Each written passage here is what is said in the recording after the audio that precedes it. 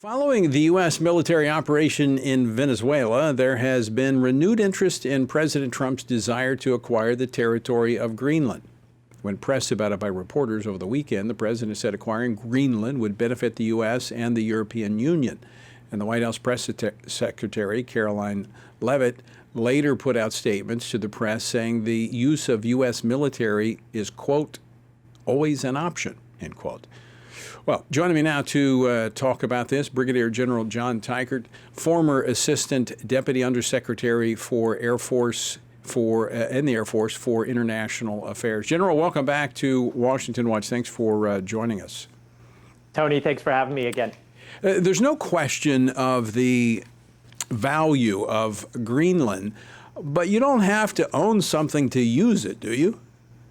Tony, you don't. And we get all or almost all of the benefits from Greenland by the partnership we currently have with Greenland and Denmark. There are economic benefits, there are security benefits, there are diplomatic benefits, and we have a very robust series of mechanisms to allow for collaboration in Greenland, including a U.S. Air Force or Space Force base that we utilize regularly. And I don't know why now we are threatening implicitly or explicitly our friend and our partner in Denmark and Greenland to try to bargain better and get those benefits that we're already receiving from that territory.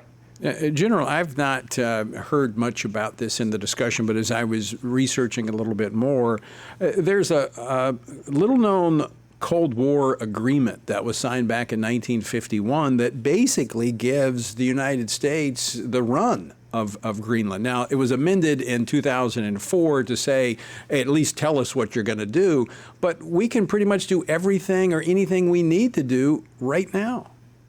Tony, that's exactly right. And those mechanisms for collaboration can allow us mutual benefit from the territory by working alongside of our Danish and our Greenlander partners. And I reflect back on the U.S. Space Force base that's already there, the agreement that allows space situational awareness, missile defense, Arctic defense. And I have no doubt that if we ask Denmark and Greenland for an economic collaboration on critical minerals or oil, or another base, or a series of bases, then we could easily get to yes on that without, again, threatening our friends and our partners. So wait a minute, you just mentioned the critical minerals. Is that an issue here? Because we have access for military defense purposes. Is it the minerals and such that are under the ice?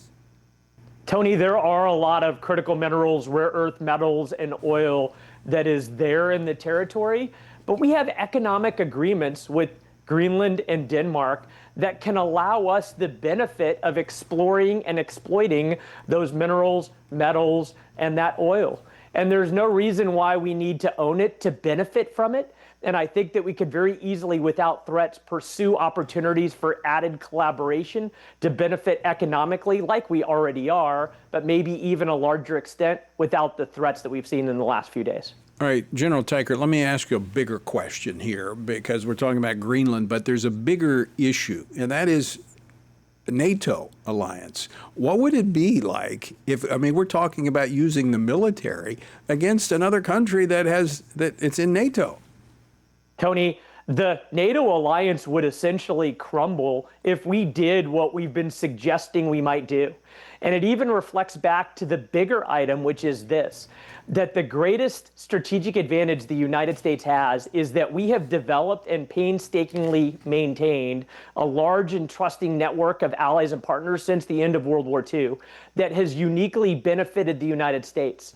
And the thing about friends, Tony, is that when you make threats to them, you turn around at some point and realize they're not there. And if we didn't have friends, allies, and partners that deter our adversaries and we provide mutual benefit alongside of, then that would be profoundly harmful to the United States economically, militarily, diplomatically, and politically. You dealt with the international aspects of relationships when you were in the United States Air Force as a general. How do we calm things down here and move forward in a way that, there's no question of the strategic benefit of Greenland, but it benefit more than just the United States. It does. And I really hope that when Secretary of State Marco Rubio sits down with his counterparts next week, probably in the middle of the week, that they come to some conclusions about the mutual benefit of how we can work together to use Greenland alongside of Denmark and our NATO partners. And the thing that I definitely realize here is that the president loves the negotiating tactic of keeping all options on the table. And in general, when working against adversaries, that's wise. You don't want the adversary to know what you're not going to do because it simplifies their strategic calculus. But the trust that's ingrained in this large network of allies and partners allows us to benefit massively and mutually.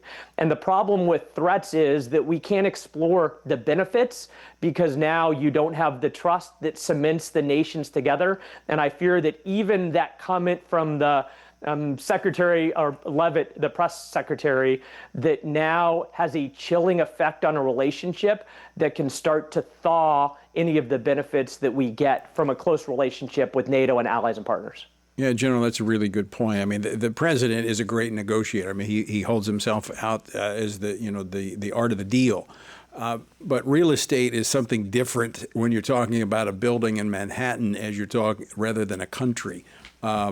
It doesn't necessarily work the same.